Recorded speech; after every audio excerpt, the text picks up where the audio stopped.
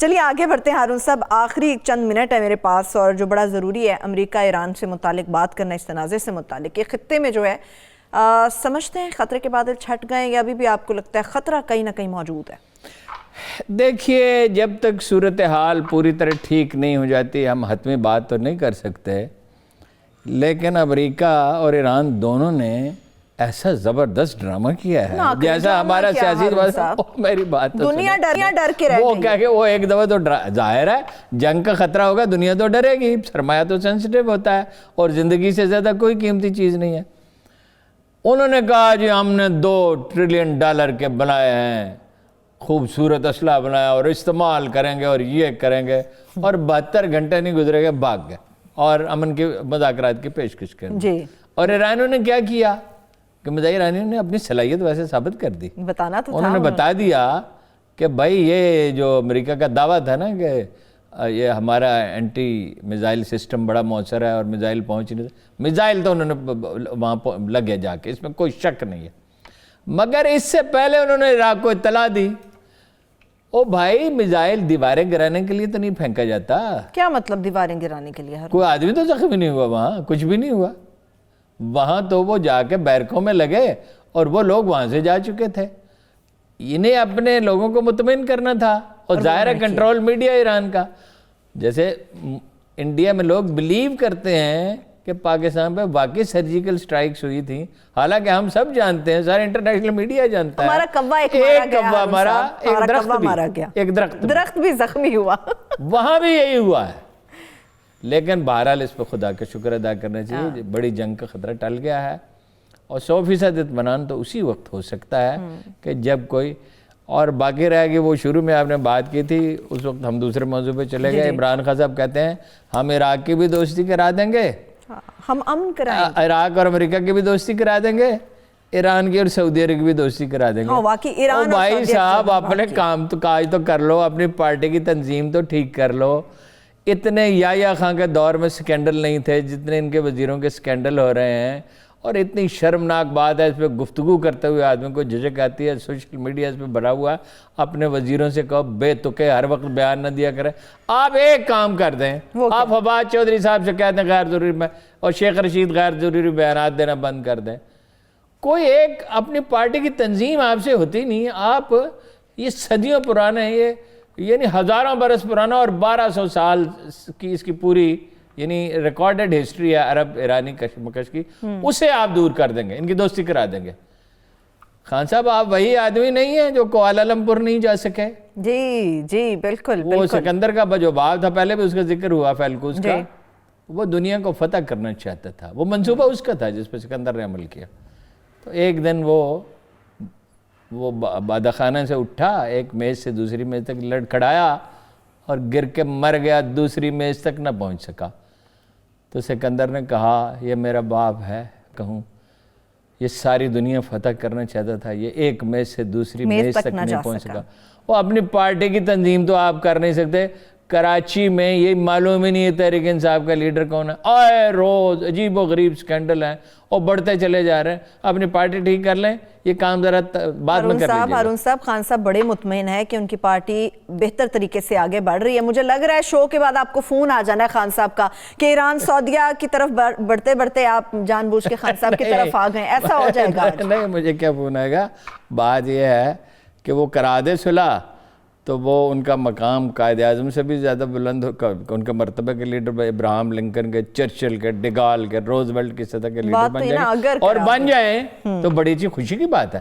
اگر وہ کامیاب ہو جائیں تو بڑی خوشی کی بات ہوگی. اگر عرب ایران کشیدگی میں تھوڑی سی کمی بھی لا سکیں.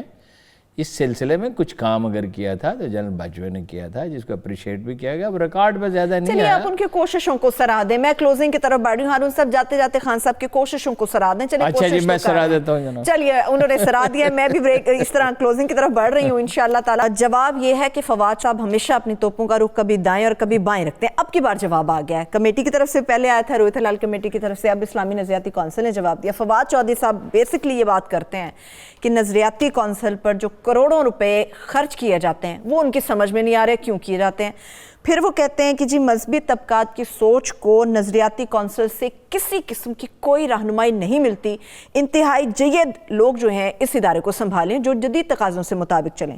مگر اسلامی نظریاتی کونسل کہتی ہے فواد چودھری صاحب پیشتر تھا ہم سے رابطہ کرتے ہم ان کی تسلی کرا دیتے. اب یہ تسلی کہاں پہ فواد چودھری کو کون کرائے گا؟ بات صحیح ہے ویسے ان کی؟ اچھا جی ہم مان لیتے ہیں کہ فواد چودھری کی بات بالکل صحیح ہے. چلیے کسی حد تک صحیح ہے. ایک ماڈرن ادارہ کا قاعدہ ہم کہتے ہیں ماڈرن مسلم اسٹیٹ ماڈرن ادارہ ہونے چاہیے. یہ کرے گا کون؟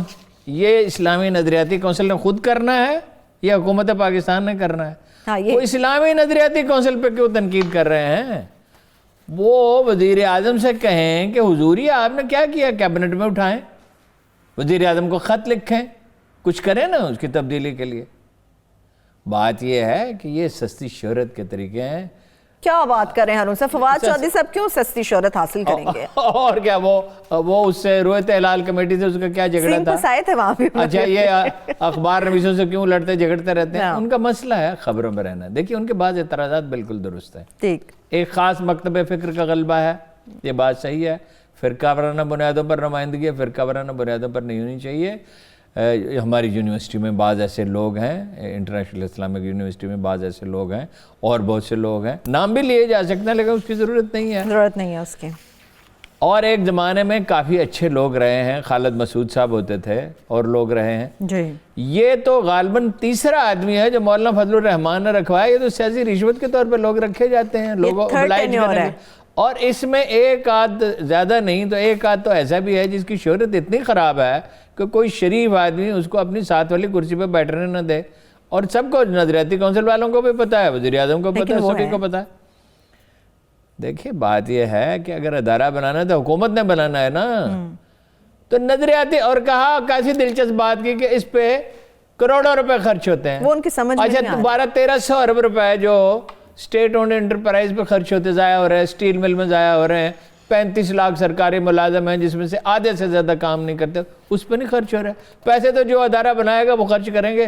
کیا وہ اپنا ہوا پہ زندہ رہیں گے, وہ کھانا نہیں کھائیں گے اسلامی نظریاتی کونسل کے کام نہیں کریں گے, وہ کیا نہیں کریں گے؟ اگر آپ کو اصلاح مقصود ہو تو پھر آپ اس لبل لہجے میں یہ انداز میں باتیں بعض ان کی صحیح ہیں. یہ کوئی جدید ادارہ نہیں ہے. اس میں بہت سے لوگ ایسے ہیں جو ڈیزرو نہیں کرتے اور یہ سفارشوں سے تقرریاں ہوتی ہیں. ہم جانتے ہیں کس کی ساتھ میں, بعض لوگوں کے بارے میں ہم جانتے ہیں کس کی تقرری ہوئی. نواز شریف صاحب کے حق میں اخبار میں لکھ رہا ہے, اس کی تقرری ہو گئی. کسی نے کسی کو خوشامد کی, اس کی تقرری ہو گئی. اور چیئرمین تو جیسے کشمیر کمیٹی پہ وہ مسلط تھے مولانا فضل الرحمان, وہ تاک کے رکھتے, مطلب مولانا شیرانی ان سے اختلاف کرتے تھے, انہوں نے کہا اس کو یہاں بٹھا دو لا کو. اور دونوں کے بارے میں آپ کو پتا کیا مشہور ہے, اب اس کی کوئی تحقیق تو کرتا نہیں. مولانا شیرانی اور مولانا فضل انہوں نے درس نظامی پاس ہی نہیں کیا دونوں نے. اور مولانا شیرانی تو میرا خیال ہے کہ پشتو کے سوا وہ ٹوٹی پھوٹی اردو بول سکتے ہیں, کوئی زبان دنیا کی جانتے ہی نہیں. عربی تو میرا نہیں خیال کہ وہ ایک دفعہ, اب مرحوم ہے میں اس کا نام نہیں لیتا, ایک بہت بڑے مفسر قرآن تھے, انہیں مولانا مین حسن اصلاحی نے بلایا. انہوں نے کہا آپ درس قرآن دیتے ہیں, یہ عربی کی کتاب تو پڑھ کے سنائیے. اچھا. انہوں نے کہا مولانا میں تو آپ جانتے ہیں میں تو عربی نہیں جانتا. انہوں نے کہا آپ درس قرآن دیتے ہیں, عربی آپ جانتے نہیں ہیں.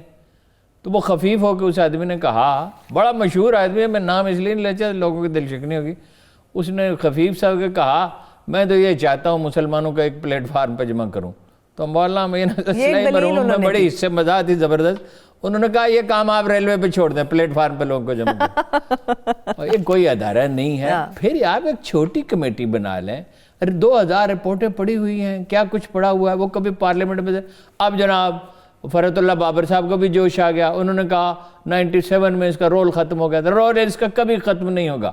آپ کو ہمیشہ ایکسپرٹ اوپینین کی ضرورت ہوگی. ایکسپرٹ اوپینین کے بغیر قوانین نہیں بدلے. اور یہ احساس نظریاتی کونسل کو بھی ہونا چاہیے کہ انہوں نے وائٹ کالر کرائم پہ بات کر رہے ہیں تو وائٹ کالر کرائم کے ایکسپرٹس کو مدعو کرتے ہیں نا, ان سے رائے لیتے. جب سپریم کورٹ نے ججوں نے بعض ریمارکس دے دیے, نیب نے کچھ کام کر دکھایا تو آپ بھی جاگ اٹھے. آپ کا یہ کام نہیں ہے, آپ کا کام تحقیق ہے. انہیں بھی اپنی ذمہ داری کا احساس ہونا چاہیے, حکومت کو بھی احساس. اس کو ایک فعال ادارہ بنانا چاہیے.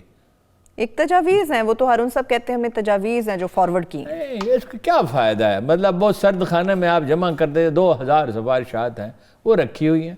بھائی اس کا کوئی وقت مقرر ہونا چاہیے، اس کی بجائے بہتر ہے چھوٹی کمیٹی بنا دیں اور ان سے اسی وقت جب کوئی مسودہ قانون زیر بحث ہو اس وقت رائے لے لیں، اور اس کے یعنی یہ ٹیررزم ہے مثال کے طور پہ، وہ ٹیررزم. ایک دفعہ مولانا شیرانی کی قیادت میں انہوں نے کہہ دیا ڈی این اے ٹیسٹ کی کوئی اہمیت ہی نہیں. او خدا کے بندو، ڈی این اے ٹیسٹ سے زیادہ تو سائنٹیفک شہادت ہی کوئی نہیں ہے. کوئی نہیں، یہی تو ایک واحد آپ لوگ اس قابل ہیں کہ پھر اس کے بعد آپ سے رائے لی جائے. ایک تو اس کی تشکیل میں فواد نے یہ ٹھیک کہا، اس کی تشکیل اس طرح نہیں ہونی چاہیے. اور مگر فواد صاحب یہ تشکیل کس نے کرنی ہے؟ یہ تو بتائیں بس فواد چودھری صاحب ہیں. لیکن آپ کی باتوں پہ اب مجھے کچھ یقین ہونے لگا ہے سستی شہرت کی جو آپ نے بات کی ہے.